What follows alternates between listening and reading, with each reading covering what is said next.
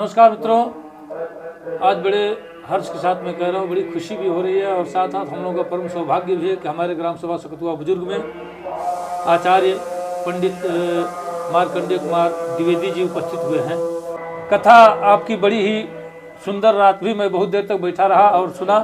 तो आज के इस कथा के पूरे प्रसंग को हम प्रयास करेंगे कि लाइव करें, कुछ आप तक पहुँचाएँ, आपको अपने जीवन में समृद्धि सुख शांति की प्राप्ति हो। तो मैं बैठा हूँ आचार्य जी के पास, मैं सीधे सीधे निवेदन करता हूँ कि आप अपने मुखारबिंद से कुछ ऐसा कुछ कहें जिससे हमारे तमाम दर्शक, हमारे जो फॉलोअर्स हैं, सबके पास तक बात पहुँचे। जी नमस्कार जी। यह वास्तव में परम ही सौभाग्य का विषय है। भगवान की महती कृपा जब व्यक्ति के ऊपर होती है, नगर क्षेत्र के ऊपर होती है, तब जाके कुछ इस प्रकार के पुनीत कार्य करने का अवसर मिलता है जी। और इसमें हम भी अपने आप को सौभाग्यशाली समझ रहे हैं कि जहाँ इस प्रकार की विभूतियों का जन्म हुआ, जहाँ पालन हुआ, पोषण हुआ, ऐसे पावन पवित्र धाम में भगवान के नाम को लेने का अवसर मुझे प्राप्त हुआ। यूँ तो भगवान की कथा अनंत है, नाना प्रकार के अवतार भगवान के हुए भक्तों के कल्याण के लिए, लेकिन जो श्रीमद् भागवत महापुराण है, यह पुराण 17 पुराण के ऊपर सबका सिरमौर है। और इस पुराण में यह विशेषता है कि जीव की सदगति का यह एक तरह से मिसाल है। जो श्रद्धा भाव के साथ श्रीमद् भागवती वार्ता का श्रवण कर लेता है, जीवन में उसको मनन करता है, उसका निश्चित तौर पे इस आने जाने के बंधन से मुक्ति प्राप्त हो जाती है। आज की कथा भगवान के लीलाओं का वर्णन, संसार के सृष्टि का वर्णन और नारद जी के द्वारा व्यास जी को भागवत जी के कथा करने का और भागवत जी की रचना करने का जो ज्ञान दिया नारद जी ने, आज का प्रसंग यही है। आगे हिरण्यकश्यपु वध तक की कथा होगी। निरंतर यह कथा प्रवाहित हो रही है निर्बाध गति से। इस भयावह समाज में भी अभी आज बहुत सारे ऐसे भक्त हैं जो भगवत भक्ति हेतु, भगवत प्राप्ति की हेतु इस कथा को जत्र तत्र करा रहे हैं। आप जत्र तत्र देख रहे हैं, तमाम जगह भक्त अपने अपने ज्ञान और बुद्धि के अनुसार कथाओं का रसास्वादन करते हैं। जीवन में सुख, समृद्धि और ऊर्जा को देने की शक्ति यदि है तो वह भगवान के नाम में है, भगवान की कथा में है।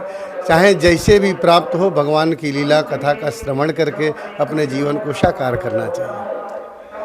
बहुत बहुत धन्यवाद आपका। और मित्रों, अभी से आपका आह्वान करता हूं कि आप कथा श्रवण करने के लिए आप बिल्कुल तैयार हो जाइए। हम चाहेंगे कि आप कहाँ से आते हैं और ये अपने परिचय के साथ कुछ बताइए ताकि हम हमारे दर्शक या अन्य आपके भक्त आपको आसानी से ढूंढ सकें।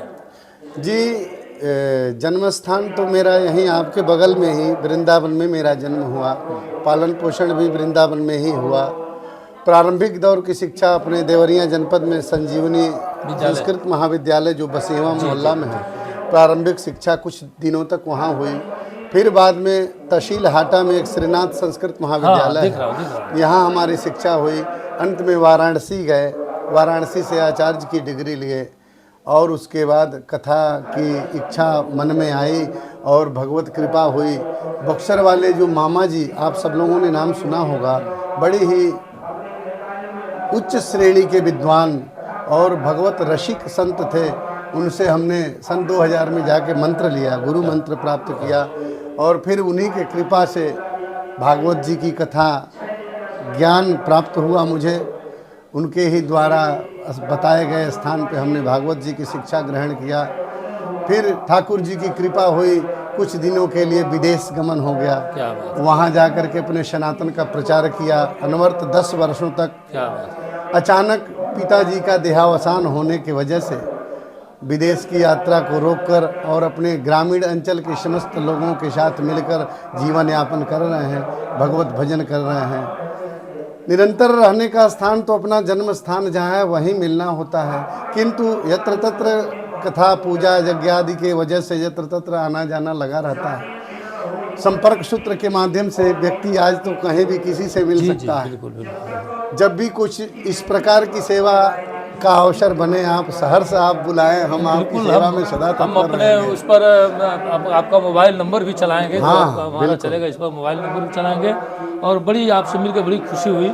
आपका रात भी हम बैठ कर बहुत देर तक कथा सुने। आज पुनः मैं अभी तुरंत अभी हाजिर होता हूँ, यहाँ सुनना है, हमको भी सुनना है। जी। और ईश्वर चाहेंगे तो बिल्कुल हमारे गांव का भी कल्याण हो और हम लोगों का बिल्कुल बिल्कुल, कल्याण निसंदेह। होगा इसमें।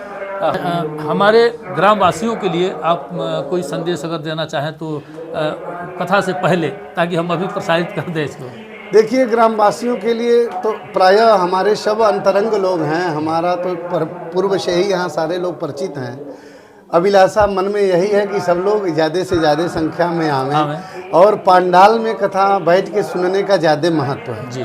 यूँ तो ध्वनि विस्तारक यंत्र से चारों तरफ कथा पहुंच रही है, किंतु पंडाल में बैठ के भगवान नाम संकीर्तन करने का, श्रवण करने का ज़्यादा महत्व होता है। और मेरी मन की अभिलाषा भी है कि हमको जिस श्रद्धा स्नेह से बुलाया गया है, आप लोग हमारा सहयोग करें और साथ दें, ताकि हम अच्छी से अच्छी कथा आप सब तक पहुंचा सकें अपने ज्ञान के मुताबिक।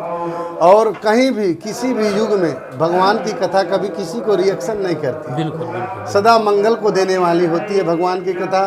सदा सेव्या श्रीमद् भागवती कथा सदा सेवन करने योग्य होती है भगवान की मंगलमयी कथा। और यह उम्मीद करते हैं कि सब लोग जुड़ेंगे और सब लोग इस कथा से अपने जीवन को नई ऊर्जा, नई दिशा देने का प्रयास करेंगे। तो बहुत बहुत धन्यवाद आपका। आइए हम सब आप सबको सादर आमंत्रित करते हैं, आज की कथा में आप सब लोग शामिल हो जाइए। बिल्कुल। आज का यह मधुर मैं बेला, ये समझिए, इसको फिर हाथ से खोना नहीं है। मैं सबको आमंत्रित करता हूँ, बहुत बहुत धन्यवाद करता हूँ जी। प्रणाम। प्रणाम जी।